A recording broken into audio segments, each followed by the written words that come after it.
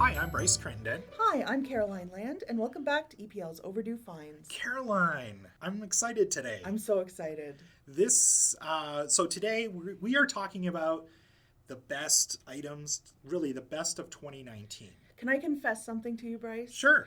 This is one of my favorite times of year because one of my favorite things is the year in review stuff. Me too, actually. I love it. It really hits in the week between Christmas and New Year's, where all the news stations and magazines and TV shows are coming up with all these retrospectives, and I cannot get enough. Me too. It's one of my favorite times of the year as well. Christmas is awesome. And then also too, just getting the best of lists of the year. And that's what we're talking about today. If you looked at the title and you're like, best of 2019, it is not like a clip show of Overdue Finds. Although remember when TV shows used to do clip shows? Yeah, it's kind of a lost art, I think. I think seasons are shorter. Yeah. But, so, 2019, it's been a year. It has. And joining us today for our look back, she was on last year's Best of 2018 episode, Nancy Sheng. Nancy, welcome back. Hello, thank you. I love that you bring me back for the retrospectives. Save the best for last, right? That's right. I'm pretending it's for that reason and not because I'm the last person you think of every year to bring on the show. Not at all. No. We were very excited to now have the start of what we hope is a tradition. Yeah, Ooh. exactly. So, well, we, of course, will definitely invite you back for other shows, but we'll kind of like save you that third chair for our best of year-end episode, I think. Excellent. One of the things I wanted to talk about with you, Nancy, was something exciting that you got to do earlier this year. You were on stage at a Michelle Obama event. I was, and there is a library connection. Essentially, the publisher reached out and said, we have a bunch of free tickets, and we'd love for them to go to with local teens. Now, if you know anything about teenagers, it's that they need adult supervision and shepherding. So I was one of the librarians who, shepherded the teens, myself and Tamsin Shute. And then the publisher said, hey, would one of you want to get on stage and be part of Ms. Obama's pre-show? And Tamsin and I looked at each other. We essentially kind of wrestled each other to the ground. I emerged victorious. It was a really great opportunity, and I got a lovely thank you letter from Michelle Obama afterwards, which essentially means we're pen pals, right? Yes, absolutely. That's exactly what it means. I have a P.O. box now. I'll just inundate it with letters. You're besties now. I'm sure you're waiting for the Christmas card to arrive any day. And likewise, probably have one sent out to her. Oh, exactly. Yeah. I want the full Christmas card with all the photos and the funny family anecdotes. And, I want to hang out with Barack. Like, it's all coming. I can see it. I can see it. 2020. It's going to happen. Absolutely. I'll keep you updated. Yeah. And also joining us today, first time on the show, we've talked in the past about all the awesome people who have worked behind the scenes. The Overdue Finds family. The Overdue Finds family.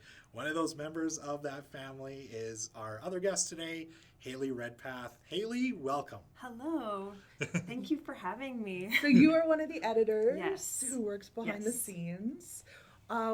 I don't have any follow-up questions that don't sound like, so how is it working with us?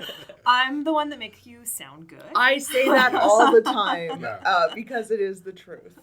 Smarter, fresher. Oh, definitely. Yeah. So true. Yeah. There, I believe I've said this on the podcast before, that there are a couple episodes where you walk out of the recording and you go, oh, I don't know about that one. And then when you listen back, you think, I was really great. And then you kind of forget, and then you remember that the editors do have a huge hand in what gets put out. Actually, you're both quite good.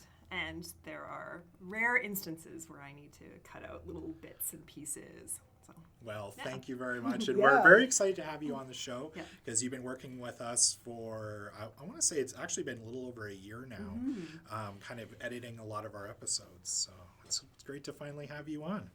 And I also want to say, too, this is actually the last episode of 2019.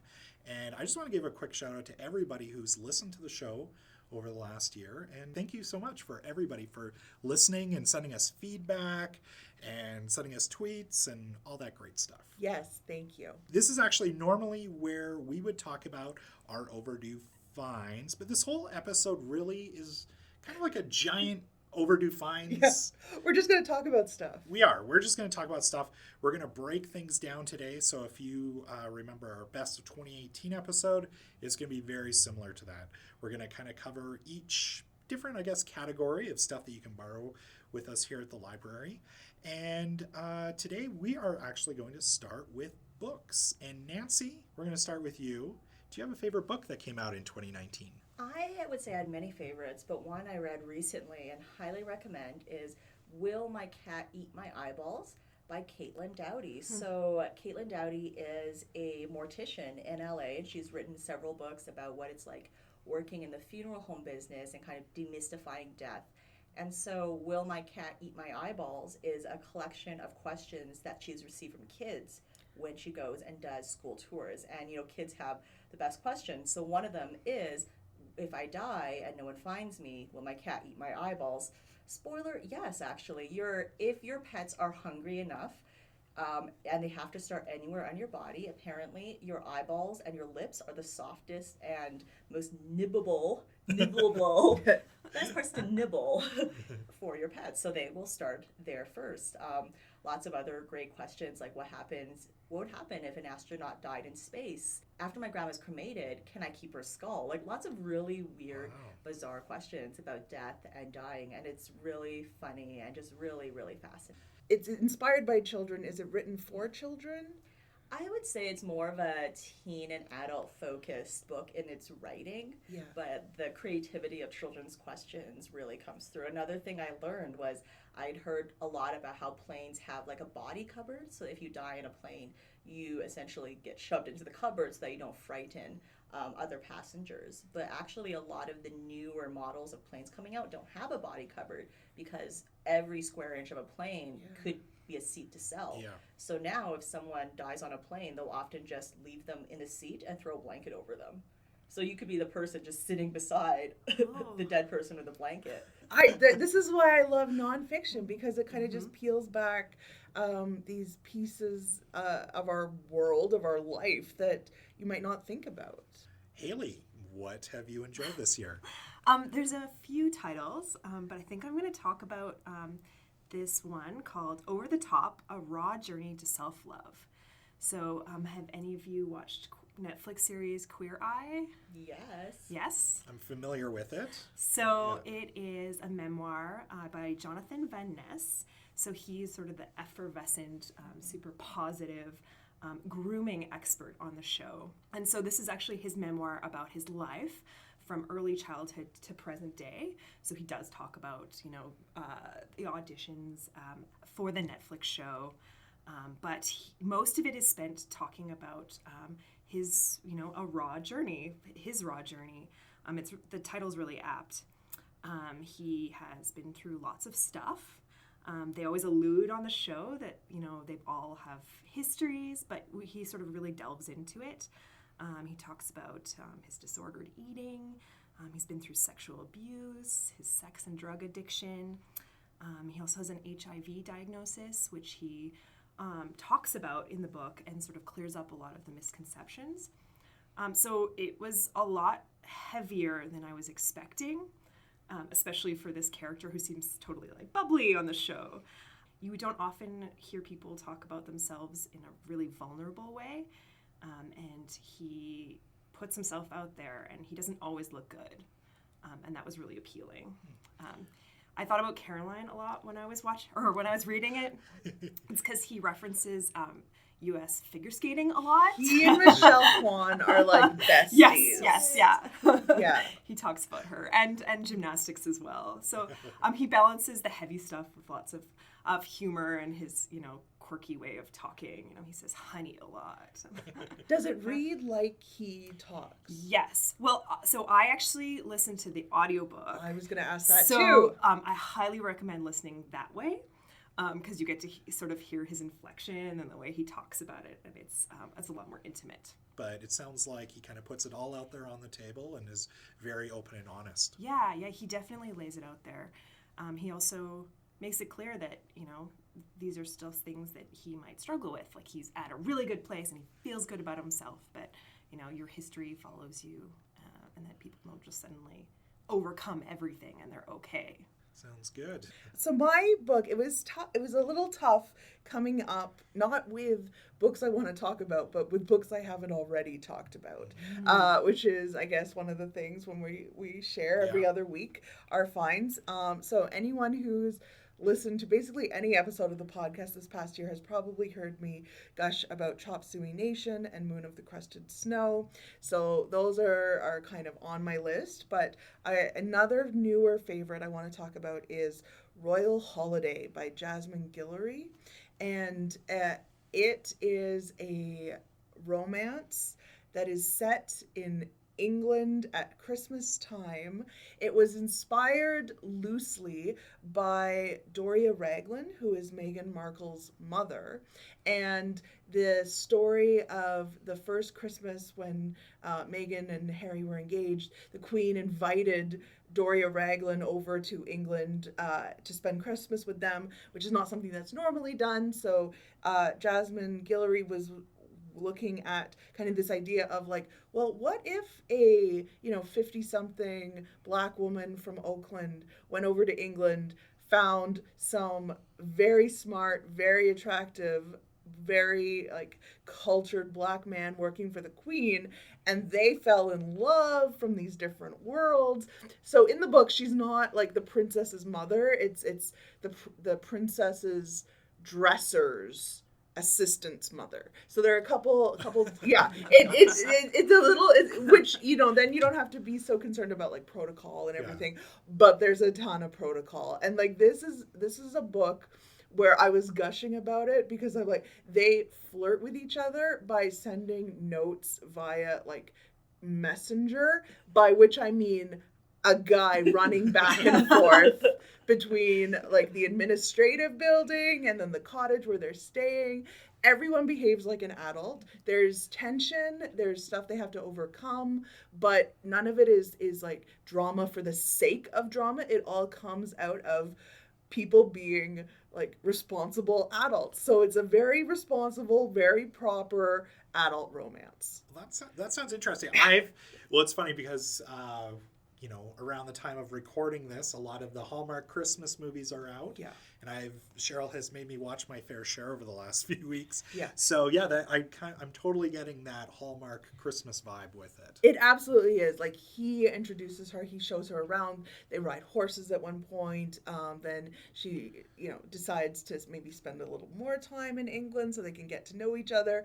But unlike with the Hallmark movies, which I do also love and watch regularly, there's no like misunderstanding. That's what I was going to ask. Based out of like, I don't know, people misinterpreting or somebody overhears something. Just like everyone, the complications come out of the fact that one is a professional woman who has a life and a business and her own thing going on in California, and the other is a guy who works for the Queen in England. So that's not the easiest situation, and they have to talk about it, and they do. There's so much talking in this book. So if protocol-based romance of people being really polite and really nice to each other speaks to you, I recommend checking out Royal Holiday. We need more of that in 2019. Sounds like my jam. 2 thoughts. I think when watching future Hallmark Christmas movies, I will take a shot of eggnog every time something could have easily been resolved by adult communication. Yes. Also, maybe a future concept is like March Madness, but for holiday movies, because there's so many now. Which one will reign supreme? Yeah, we could have December. That's not a bad Desires. idea. December Desires. That's just the first draft off air. So earlier in the year, I had also read Red, White, and Royal Blue, which was another. Nancy just got excited because I think she's read it. I read it. Oh, so charming. Yeah, so that was another kind of palace-based romance, and recent Canadian one was Keep This to Yourself. So those are where my books were at this year. Nice. How about you? I realized last night when I was doing up my notes for this episode that most of my reading this year was for older books. Yeah. And a lot of stuff that was researched for the podcast for some of our interviews, like with John Douglas and with Anthony Ray Hinton. But I realized that most of my stuff that I read that was new were actually graphic novels. Oh. So one I want to give a shout out to, because I did talk about it in a previous episode, is the comic book history of professional wrestling. Hey, it's not an episode of Overdue Finds unless I bring up pro wrestling. But as I quickly mentioned in that episode, past episode, that don't have to be a pro wrestling fan to enjoy it. Gives you a great history of when it started basically as a carnival sideshow up until what we see today as 100,000 people at WrestleMania and is this global wide industry. So that in itself I recommend, and I've talked about it already on the show. But one other graphic novel that I want to talk about is called William Gibson's Alien 3. So everybody, of course, is familiar with the movie Alien 3. I know of it. Yeah. Most people know of it or have heard of it or at least familiar with the Alien series. For those Alien fans out there like myself, most people consider Alien 3 to be kind of the dud of this series. Well, coming after Aliens. Exactly. That was hard to follow up. So what we got on Alien, what you saw, or what everybody saw while watching Alien 3, was quite a bit different than what was originally pitched. So screenwriter William Gibson, basically this is a graphic novel of his adaptation of the screenplay of Alien 3, which we probably should have seen up on the big screen. We didn't. So obviously this is the official adaptation.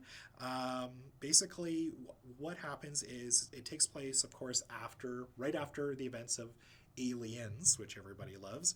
So you have, of course, you have Ripley, Hicks, Newt, and Bishop. Basically, they're in their sleeping pods. They're intercepted by this, it's called the Union of Progressive Peoples. And it kind of has like a Cold War type feel to it. They, of course, end up getting intercepted. And lo and behold, would you know it, of course, in their ship, there happens to be an alien. So, I know. Surprising. I know, shocking, isn't it? So, for those of you who maybe are basically big fans of the Alien series and maybe not the biggest fan of David Fincher's Alien 3, I recommend going to check out this graphic novel because it gives you a peek inside of what could have been up on the big screen. That sounds like something that would exist in like an alternate history, like some kind of parallel world where that was Alien 3, and I don't know. So. No, and that's one of the things that's really cool about graphic novels is like they could have just released the screenplay and you can kind of put stuff together in your head, but it's kind of nice. It's almost like you're reading like really the storyboard of this movie. There's been a couple other graphic novels too that have taken on basically screenplays that weren't filmed, so alternate like takes on it. So there was one for RoboCop 2, which I'm also a big fan of, and a few others. So yeah, if you're really kind of looking for that kind of, this sounds like it could have been better than Alien 3, definitely go check it out. Cool. We have it in our collection. William Gibson of Neuromancer fame? Yes, that William Gibson. Yes, he's also Canadian. Well, American-born, I think, but he lives in Canada. Oh, I didn't know that. So before we move on to our next topic, you both stuck very well to the one item thing, whereas Bryce and I went off topic with multiple topics. Do either of you have any other books you wanted to talk about or mention before we go on? Sure, I'll briefly go into another one. So one thing that I've noticed that we rarely talk about on the podcast is cookbooks. And they're kind of hard to describe on the podcast because they're like really visual and we're worried about spoilers. Spoiler alert, the food was good. There is this cookbook that I really like from this year. It's called Little Green Kitchen, and it's by David Frankiel and Louise Vindal.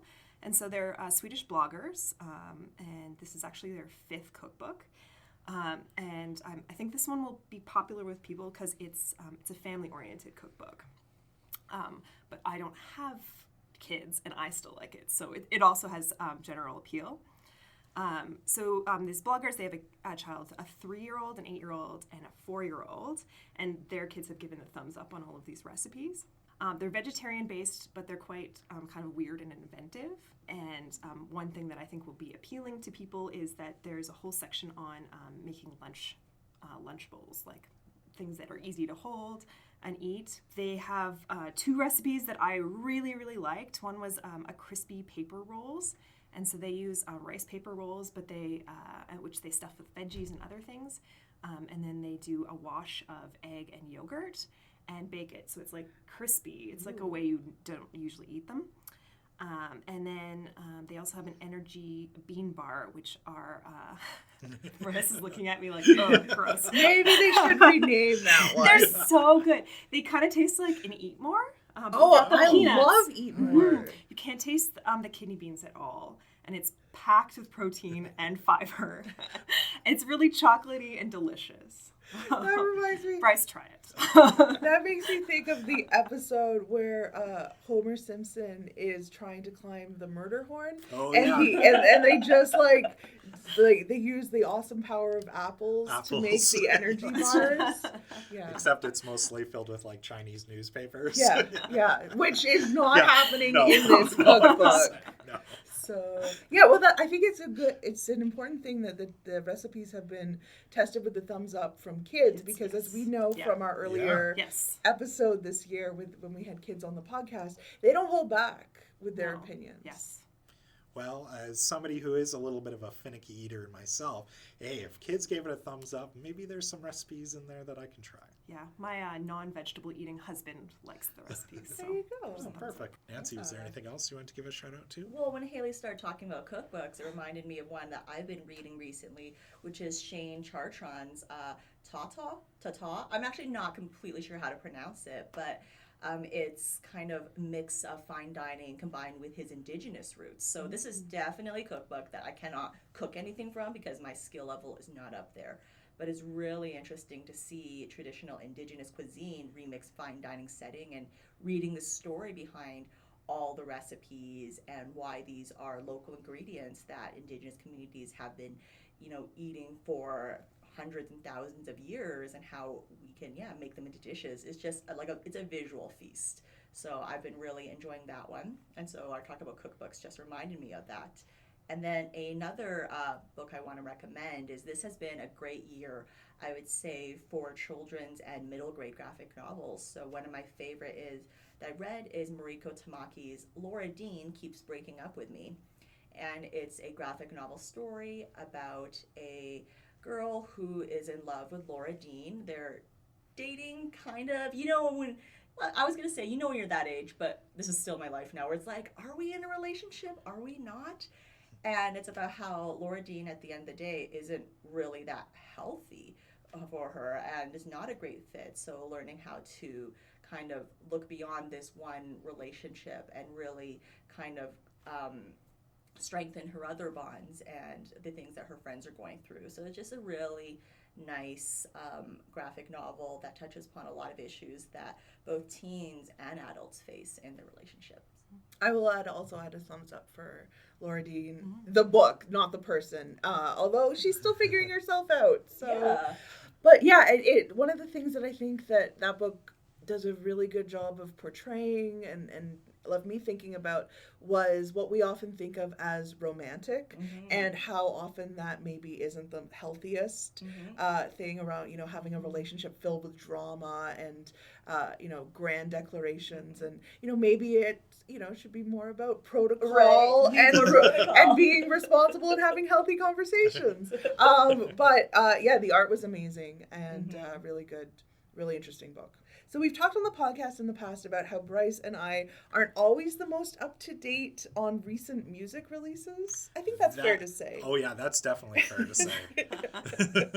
I feel kind of guilty already about my pick, so Okay, there was lots of great stuff happening this year in music. What music really spoke to you in 2019? I really struggled with this one because I listened to a lot of Spotify playlists, so naming an album or a specific artist can be hard. But I think 2019 for me was really the year of the Lizzo. She blew into the landscape. I know she's been producing music for many years, but this was the year that she kind of really went big. And I've been playing her songs on repeat while I drive. And I'm not going to describe her too much. I feel like everyone knows who Lizzo is. But yeah, it really spoke to me this year. That Lizzo was my pick as well. If you haven't heard her music, it's available from the library. And Juice was my song of the summer. Yes. Oh, so good. Hayley, how about you? What did you enjoy in 2019 as far as music goes?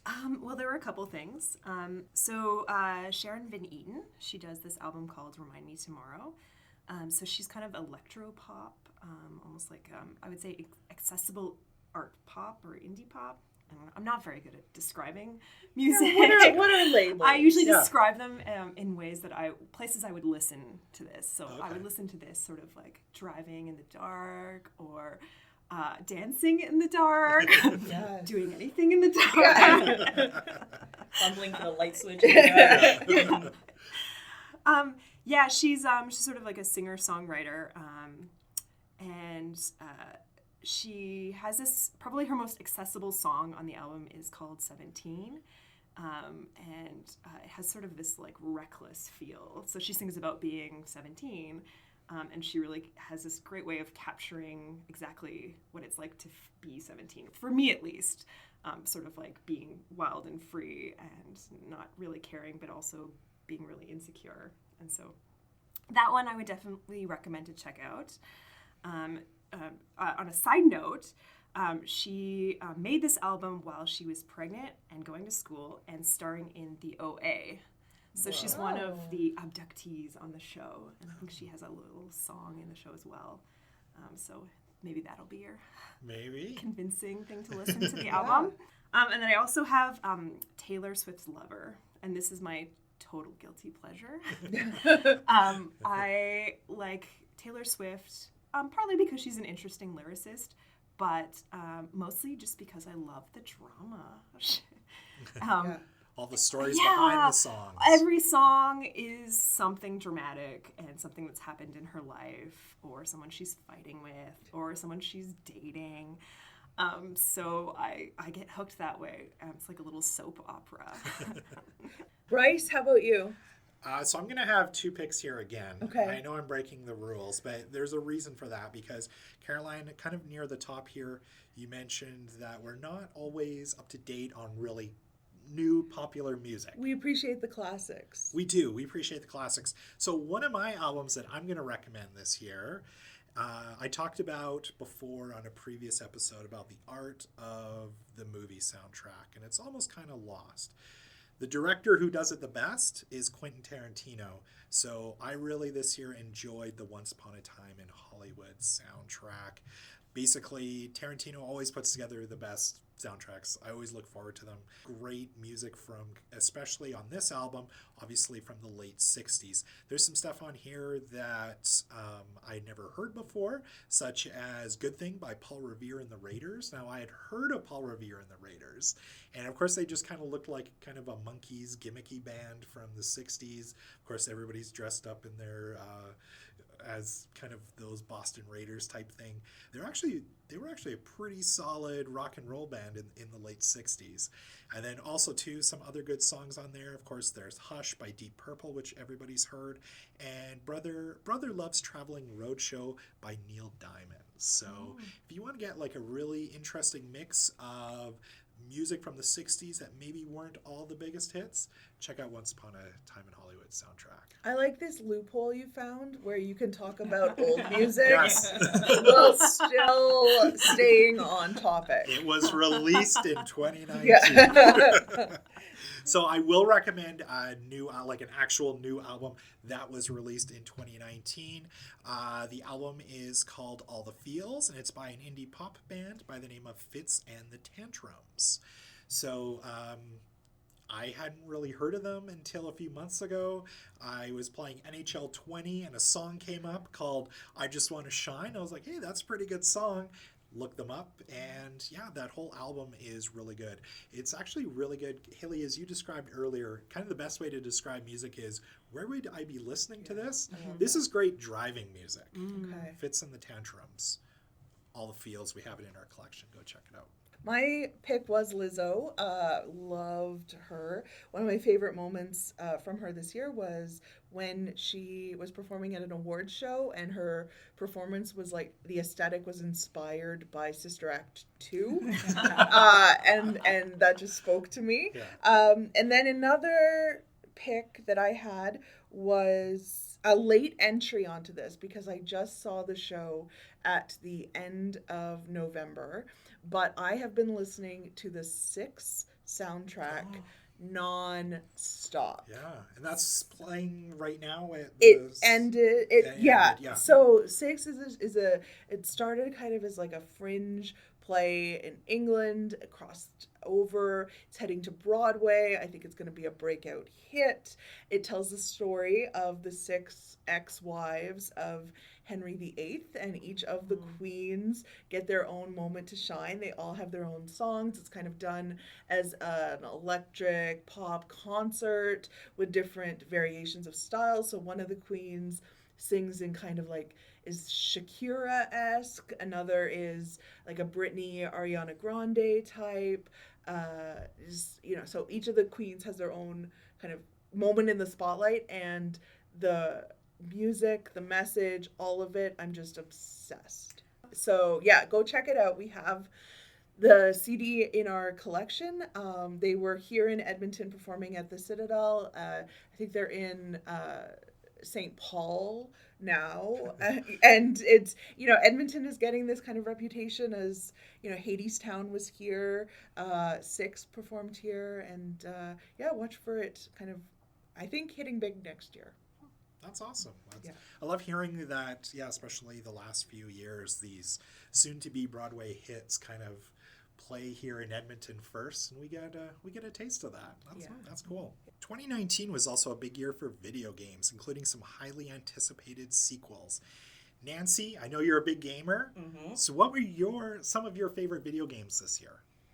Honestly, I spent most of the year just trying to finish Assassin's Creed Odyssey, which I talked about on the 2020 retrospective. But I finally finished it. So some good games for me came towards the end of the year when I was able to, open up that slot.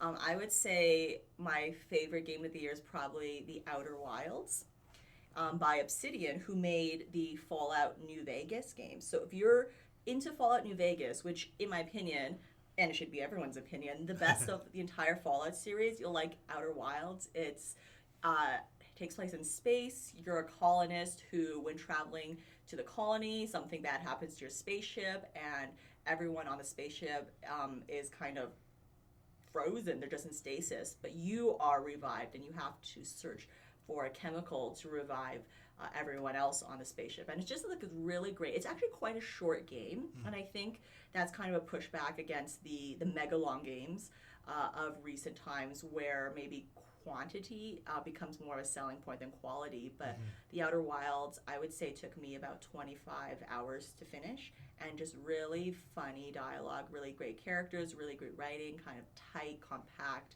but solid all the way through.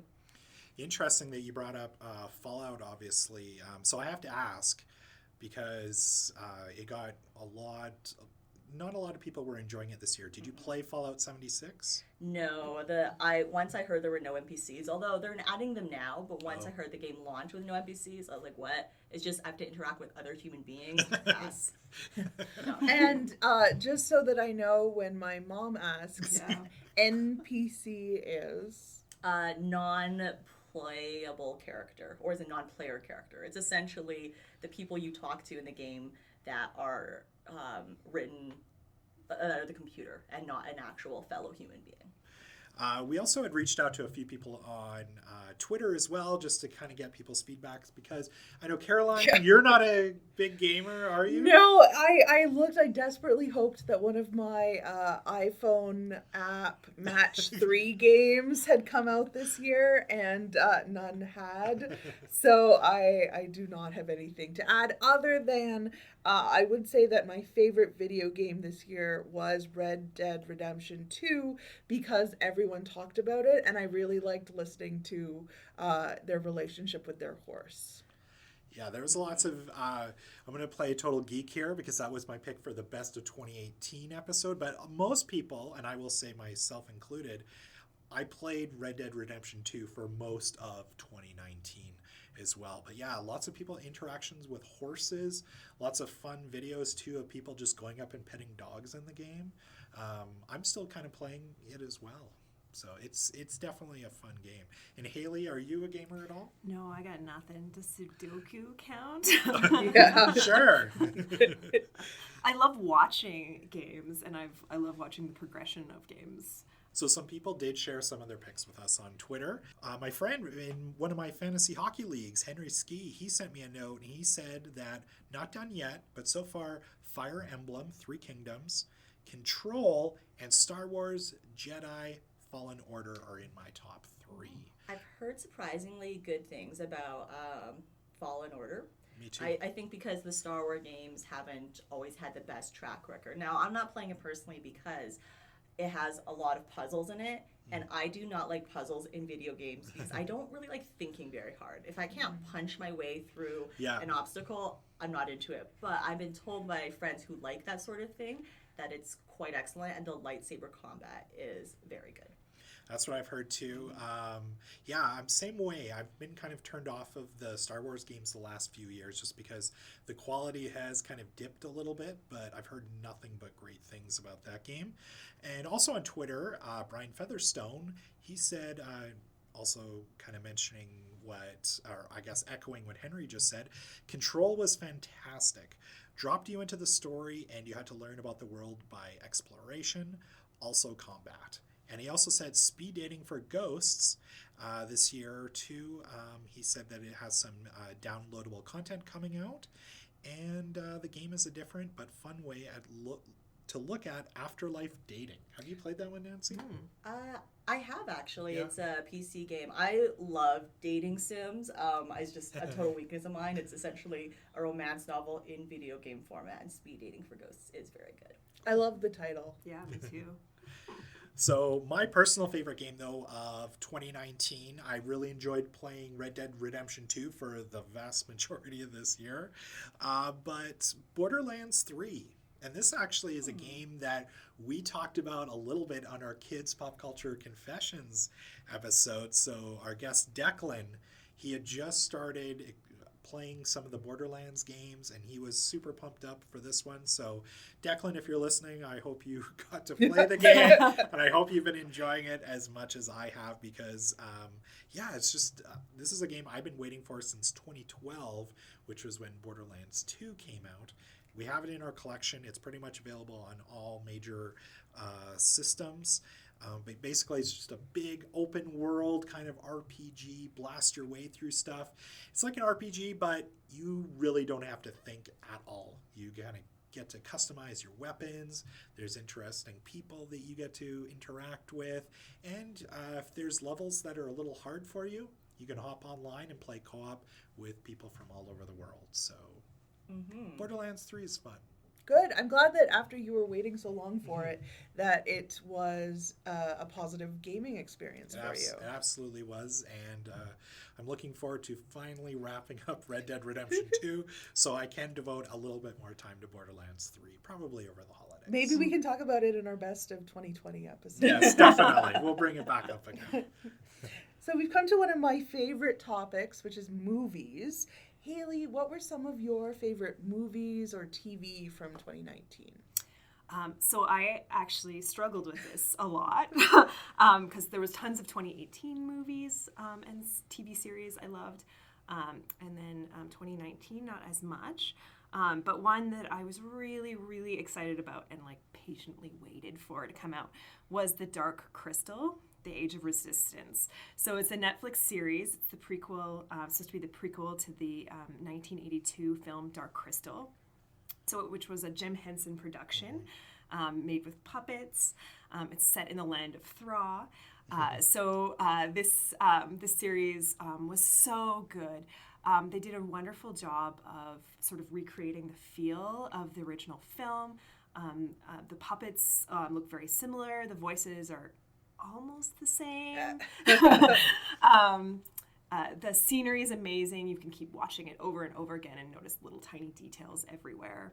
So one of the fun facts about this film is that it was actually Jim Henson's daughter, Lisa Henson, who sort of made this production. Well, that's her cool. and her team. So she definitely made sure that she followed in her father's footsteps and made it good. Nice. Yeah. It's funny. The Dark Crystal. A few years ago, I read the biography of Jim Henson. That was the Dark Crystal's. Such an interesting story how it came together, because that was really his first kind of post non-Muppet project, and it didn't do well initially when it came out. It kind of has slowly become this cult hit, and now obviously there's the new kind of spin-off that's on Netflix. But the Dark Crystal was a huge pet project for Jim Henson at the time. We do have the original movie still in our collection, and there's also a prequel book series and a sequel book series. So you can like immerse yourself. Yes. You definitely Dark can. Crystal world. There's lots, and they're different storylines. Yeah, cool. I found Dark Crystal Age of Resistance genuinely scary. It is a little terrifying. Although I remember the original film also having some scary moments in it too. So I haven't seen the original film since I was a kid. So looking back, I was like, oh, it was kid scary. Yeah. But then I watched this series and I said, no, it's the first episode. I was like, I was horrified. Just speechless. Nancy, how about you? My favorite show of the year was Good Omens, based on the book by Neil Gaiman and Terry Pratchett. So the book is actually quite meaningful for me. It was published, I believe, in 1999. So it's 20 years old. And when I was 15 years old and moving from Winnipeg to Toronto, so we packed up everything, we put it in our car. And I remember being really bored in the car and kind of digging through my bag. And I pulled out a copy of Good Omens, which in retrospect, I think was borrowed from Winnipeg Public Library and never returned. So sorry, WPL, hit me up. I still have your copy of the book. But they did a show adaptation, and they cast Michael Sheen and David Tennant as the stars, and it's just fantastic. So the story is, it's Armageddon is coming. The forces of heaven and hell are now kind of getting their pieces ready, and in the midst of all this, the Antichrist is born. So if you're conservative religious, it's probably not for you. It's quite irreverent when it comes to religion and religious mythology. The show starts with the voice of God, who is voiced by Frances McDermott. So if, for example, God voiced by a woman troubles you, yeah, give this one a pass. But if it doesn't, it's just really funny, really charming, and just, yeah, it was such a good adaptation. So if you're a fan of the book, the show is great, and we do have it in our collections. I haven't seen the show yet.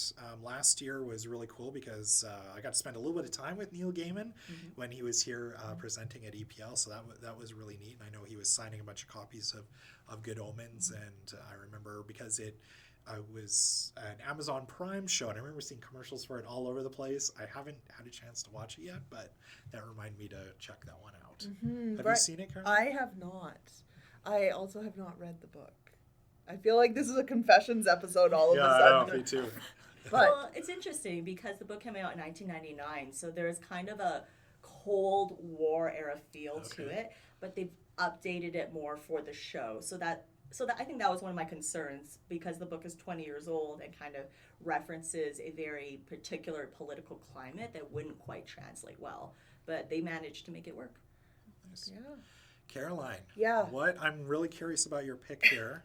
What was your favorite movie or TV show that came out this year? This was more difficult than I thought it was going to be, because one of the things that I've talked about, I think, on the podcast is that I spent most of this year recovering from a concussion.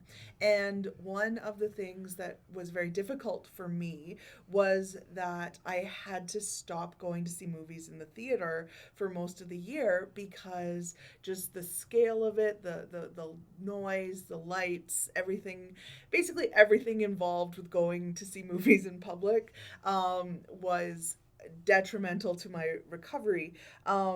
So I did see a couple movies, but I think looking back, 2019 is going to be like this gap year in my life where it's like, oh, why didn't I see that? Oh, right. But my pick of a movie that I really enjoyed, did not think that I would like it as much as I did, but really walked away like with this weird kind of sense of like enjoyment, was Ready or Not. Can I admit something to you?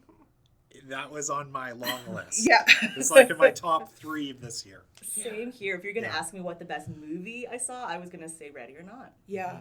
So the the plot of this is that this woman, Grace, who played by Samara Weaving, who is not Margot Robbie, but looks just like Yes. her, which also adds this kind of weirdness to it.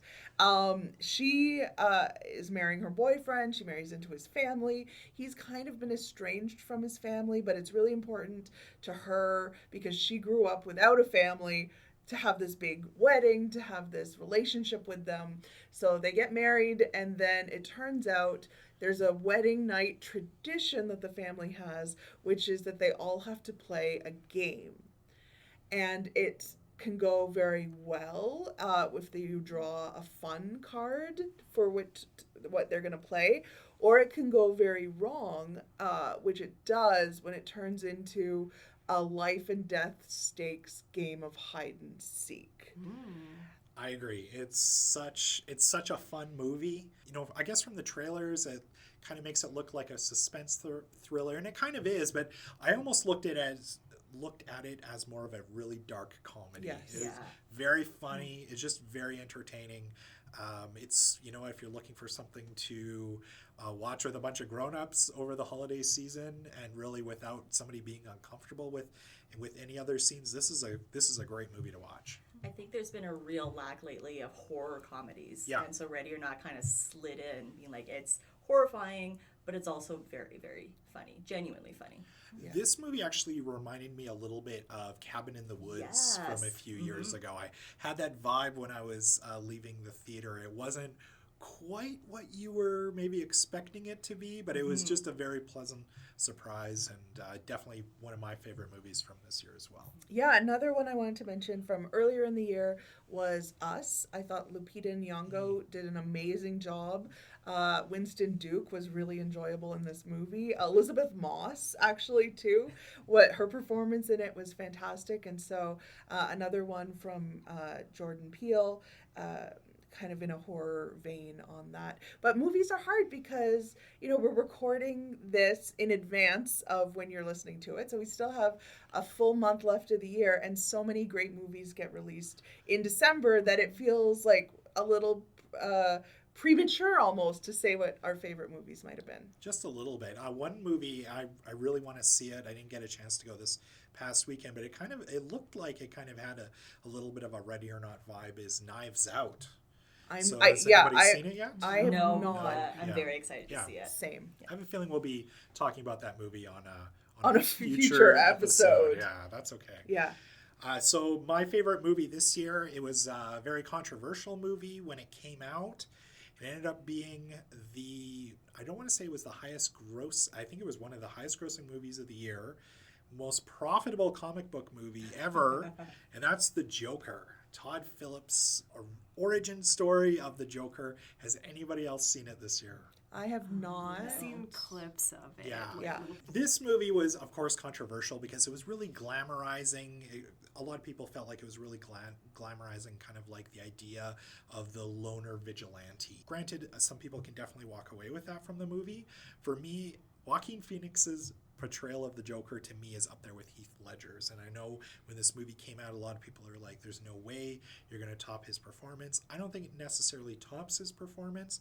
It's a different take on it, but in itself, the movie, Joaquin Phoenix is amazing in it. I'll be curious to see here in early 2020 if he ends up winning an Oscar for it. If he doesn't, he should at least be nominated, and I'm going to go out on a limb here and say that this is also, within the Batman universe, this is the best movie out of all of them.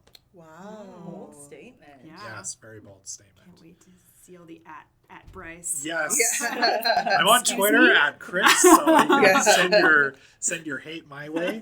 But you know what? It's definitely one where even if you're not a big comic book movie fan, just based on his performance alone, it's definitely worth seeing. I was chatting with Cheryl about this movie last night, and she agreed this was also her top pick of the year, and she was very iffy going into it for similar reasons that I just pointed out. Interesting. Yeah, I thought your pick might be Once Upon a Time in Hollywood. That was my second pick, actually. I'll just quickly mention it because I really did enjoy the movie. It's a movie that I enjoyed more so on the second viewing, so I just got a copy of it on the weekend and watched it again. And I find with the last few Tarantino movies, Hateful Eight was in here as well, where when I watched it for the first time, I was like, yeah, it's okay. It's not one of Tarantino's best, but the more I go back and watch it, the more there's little things that I enjoy about it. And yeah, Once Upon a Time in Hollywood, Brad Pitt is awesome in it as Clint Booth, the aging stuntman, and Margot Robbie is amazing as Sharon Tate. It's one of those performances where you really can't take your eyes off her, and genius casting there. Great. Yeah. If I can jump in for a second. Yeah. So in the 2018 retrospective, I said that my most anticipated media for 2019 was Detective Pikachu. Yes. So for those listeners who are wondering, it absolutely lived up to all my expectations. Ryan Reynolds is Pikachu for me now. It was really, really good. I totally forgot about that, and I'm glad you brought it up because I remember I was like, that movie's going to make so much money. I think it did really good overseas, but in North America, it wasn't as big as I was expecting it. I know. I'm disappointed in North America. What are you Like, doing, North America? get on the Pikachu train. That's right. I hope for more movies in that universe. It actually created more than anything just a really cool universe where humans and Pokemon live side by side, and just kind of being able to see cameos of all these different Pokemons and how they animated them, and sometimes going, oh, that makes sense, and oh, that's really terrifying. It was fantastic. It was every Pokemon lover's dream. So before we get to our roundtable questions, Bryce, can you let our listeners know what is coming on our next episode, which will be released on Friday, January 3rd, 2020? Oh my God, where has the time gone? I can't believe we're already talking like 2020, because the year 2000, when I was growing up, seemed like it would be so far ahead in the future. And that's what we're actually going to be talking about during our next episode is the year 2000. So we're going to be opening back up the Pop Culture Time Capsule. The last one we opened up was in 1969. So we actually talked a little bit about some of those pieces here today. But yeah, we're going to go back 20 years. We're all going to talk about what we were watching, reading, singing. Not me, because I definitely wasn't singing anything. Oh, I was. This is like peak boy band era. Oh, yeah, definitely. Yeah. So, yeah, and I'm going to be talking about what games I was playing on the Nintendo 64 in the year 2000. you'll be sharing who was wrestling Oh, at yes. the time. Sadly, there's still some people who are wrestling who probably shouldn't be anymore, but that's okay.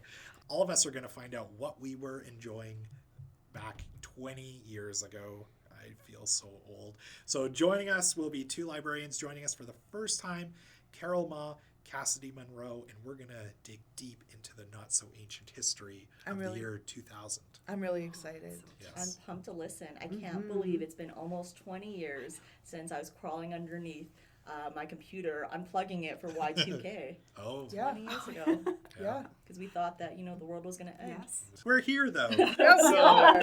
We But made I'm it. sure we will be talking about that in the episode. All right, so before we wrap up here today on our last episode of 2019, let's do some quick roundtable questions.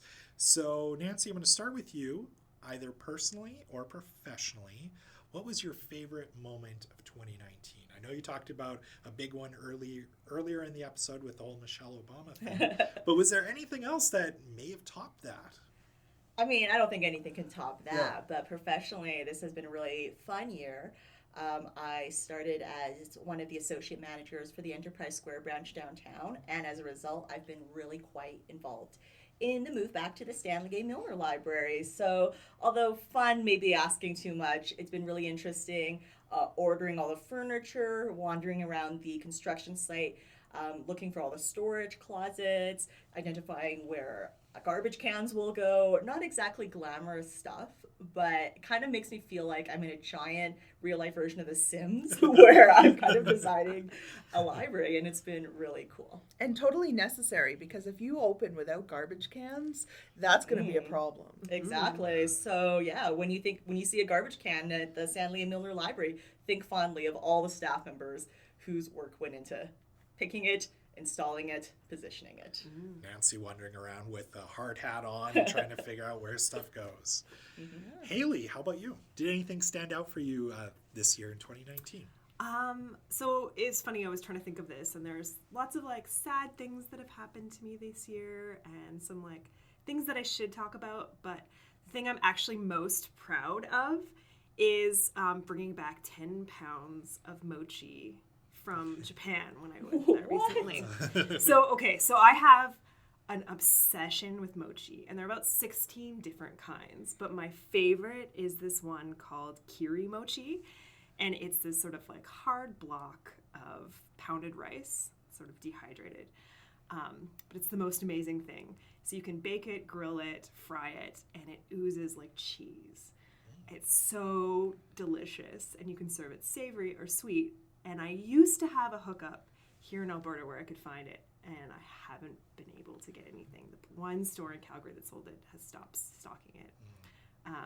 So when I was in Japan, it was just like a mochi glorious 2 weeks of eating everything I could, and then managing to pack back 10 pounds in my suitcase and not going over the weight limit was like, I was pretty proud of myself. Were you questioned about it during entry back into Canada?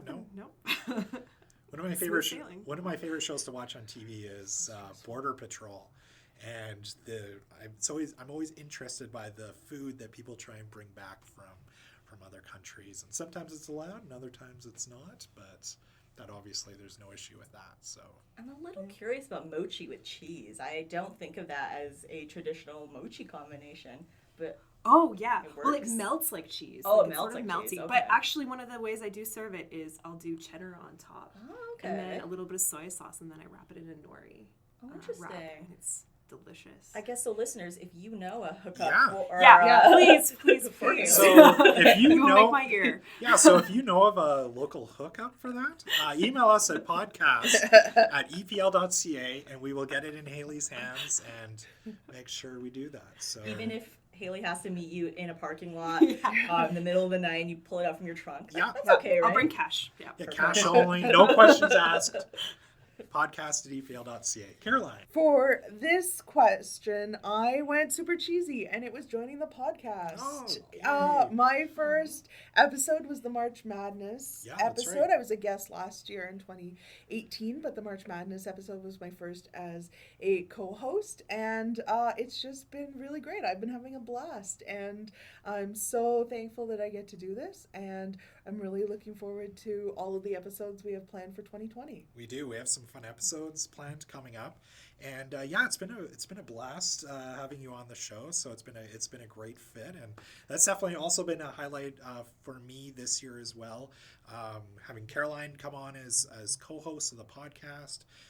Overdue Finds also, we won a Canadian Podcast Award early this year for Outstanding Branded Series. So that was early in 2019, and for being a new podcast, I still consider us to be a new podcast. So that was awesome. Personally, my highlight of the year, of course, was my ill-fated trip to St. Louis and seeing the Blues win the Stanley Cup. I wasn't there when they won the Stanley Cup live, but I did get to travel to St. Louis to see them win Game 4 at home, which was the team's first ever home win during the Stanley Cup finals. So that was awesome. And of course, I shared my story on the podcast. Yeah, how are your head stitches? My head stitches are fine. I did have, for those listeners who don't know, I did have a bald spot in the back of my head for most of the summer. The hair has now grown back.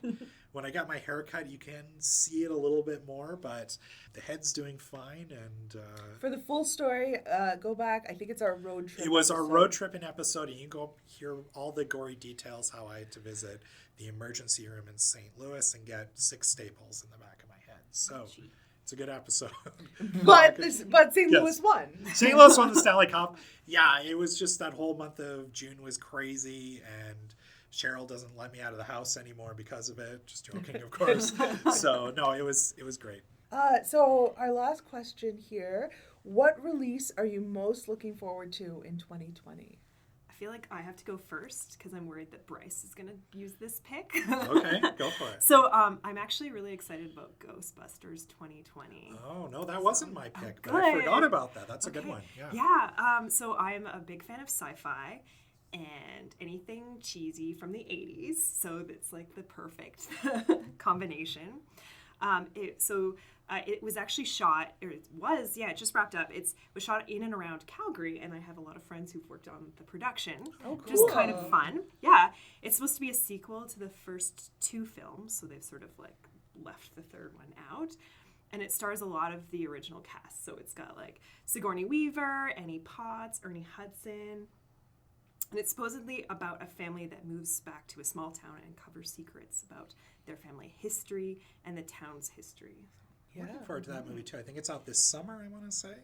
Yes. Maybe? July 2020. Oh, perfect. Yeah. Nancy, how about you? Is there a game or anything else It's you're really looking forward to? Definitely a game. I am really looking forward to the new Animal Crossing game, which is supposed to come out in spring 2020. I'm a huge Animal Crossing fan. For those of you who don't know, it's basically a game where you move into a town and your neighbors are animals and they're very cute. And you have to talk to them and do fetch quests. This sounds really boring, but it's honestly very addictive. There is a mobile version right now, which isn't as good. The animals are very demanding.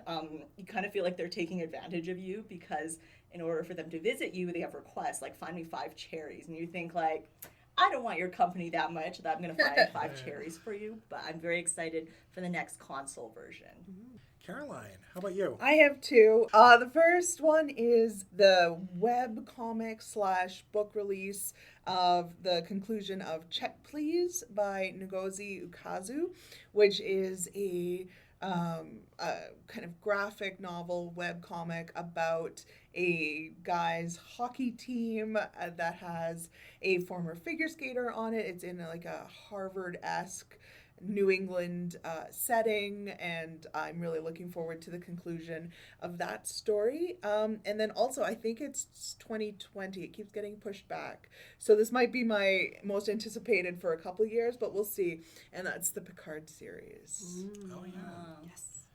I forgot all about that one as well. So Yeah. that will also be big.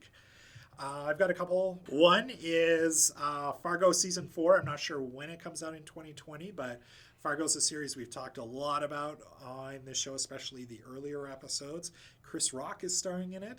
I think it takes place maybe in the 30s or 40s. So, anything to do with Fargo, I'm all about. And the other one is a video game. Nancy, I'm sure you're probably looking forward to this one too. Cyberpunk 2077. Yes.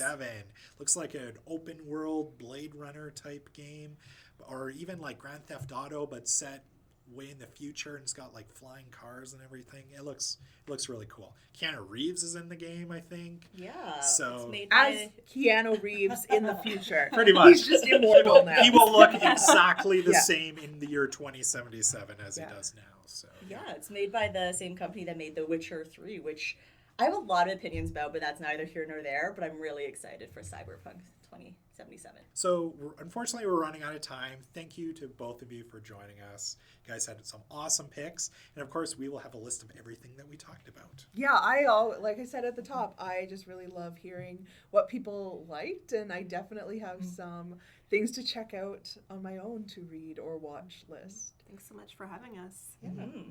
So we hope that you've enjoyed today's episode. Make sure that you're subscribed to the show so that you get new episodes automatically. You can also leave us a review on iTunes. And most importantly, please tell a friend about the show. And before we wrap up here today, I also want to mention that we're going to have a blog posted on our website. It will be the top overdue finds of 2019. So it's got a pick from me, Caroline. I know you've got a pick in there. And we've got picks from pretty much most of the staff guests that we've had over the last year. So we have a blog of really all the top overdue finds of 2019, and we'll have a link to that as well in our show notes. And of course, we'd love to hear from our listeners. So if there's a certain topic that you'd like us to cover in our next episode, or someone that you would love to hear us talk to, you can reach us on Facebook or on Twitter at epl.ca, or email us at podcast@epl.ca. Don't forget that you can share your thoughts about the show with us on Twitter by using the hashtag EPL Overdue Finds. Thank you for listening, and we'll see you next time.